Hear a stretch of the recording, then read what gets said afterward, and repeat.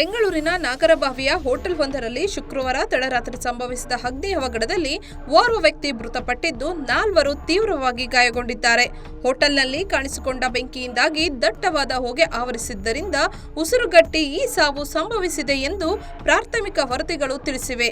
ನಾಗರಬಾವಿಯ ಹೋಟೆಲ್ನಲ್ಲಿ ಬೆಂಕಿ ಕಾಣಿಸಿಕೊಂಡಾಗ ಒಟ್ಟು 5 ಕಟ್ಟಡದೊಳಗೆ ಸಿಲುಕಿಕೊಂಡಿದ್ದರು. ವಿಷಯ ತಿಳಿಯುತ್ತಿದ್ದಂತೆಯೇ ಸ್ಥಳಕ್ಕೆ ಆಗಮಿಸಿದ ಅಗ್ನಿಶಾಮಕ ಸಿಬ್ಬಂದಿ ಹರಸಾಹಸ ಪಟ್ಟು 5ರನ್ನು ರಕ್ಷಿಸಿ ಆಸ್ಪತ್ರೆಗೆ ದಾಖಲಿಸಿದ್ದಾರೆ. ಹೋಟೆಲ್ ಒಳಗೆ ಸಿಲುಕಿದ್ದವರನ್ನು ಭೀಮಾ, ಶಿವಾನಂದ, ಸತೀಶ ಮತ್ತು ರಾಜ್ಕುಮಾರ್ ಎಂದು ಗುರುತಿಸಲಾಗಿದೆ.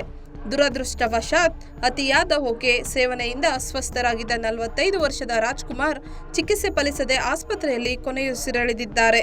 ಉಳಿದ 4ರಿಗೆ ಸ್ಥಳೀಯ ಆಸ್ಪತ್ರೆಯಲ್ಲಿ ಚಿಕಿತ್ಸೆ ಮುಂದುವರೆದಿದ್ದು ಅವರ ಸ್ಥಿತಿ ಗಂಭೀರವಾಗಿದೆ ಎಂದು ತಿಳಿದು ಬಂದಿದೆ.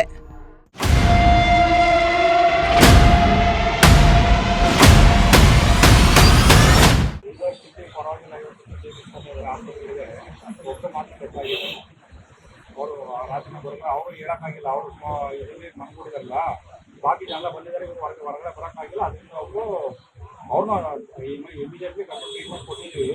ಅವ್ರು ಹೋಗೋ ಹೊತ್ತಿಗೆ ಸ್ಪಂದಿಸಿಲ್ಲ. ಅವರು 4 ಜನ ಸ್ಪಂದಿಸಿದ್ದಾರೆ. ಅವ್ರು ಚೆನ್ನಾಗಿದ್ದಾರೆ, ಒಂದು ಸ್ವಲ್ಪ ಸ್ಟೇಬಲ್ ಆಗಿದ್ದಾರೆ. ಗಾಯಗಳೇನಿಲ್ಲ, ಅಲ್ಲಿ ಸ್ಮೋಕ್ ಮಾತ್ರ ಅಷ್ಟೇ ಆಗಿದೆ. ಗಾಯಗಳು ಯಾವುದು ಅದು ಹಿಂದೆಗಡೆ ಯಾರೋ ಜನ ಇದ್ದಾರೆ ಹೋಟೆಲ್ ಸಿಬ್ಬಂದಿ, ಅವ್ರು ಹಿಂಗೆ ಅವರೆಲ್ಲ ಹೊಗೆಯಲ್ಲಿ ಬಂದ್ಬಿಟ್ಟಿದ್ದಾರೆಲ್ಲ, ಫಾಸ್ಟಾಗಿ ಮೂವ್ ಆಗ್ಬಿಟ್ಟಿದ್ದಾರೆಲ್ಲ.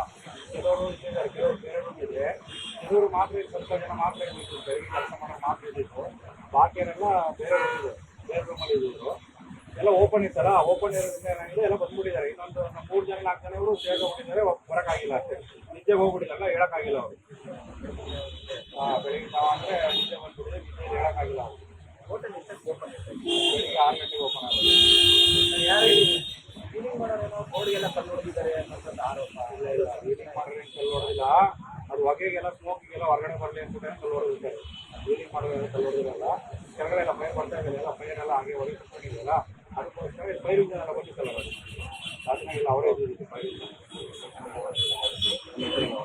ಹಿಂಸೆ ಎಲ್ಲ ಇದ್ದಿದ್ದೆಲ್ಲ ಎಲ್ಲ ಸ್ವಲ್ಪ ಇದಾಗಿದೆ. ಎಲ್ಲ ನೋಡ್ತಾ ಇದ್ದೀವಿ, ಊಟ ಮಾಡಿದ್ದೀವಿ, ಎಲ್ಲ ಹೆಂಗಾಗಿದೆ ಪರಿಸ್ಥಿತಿ ನೀವು ನೋಡಿದ್ದೀವಿ.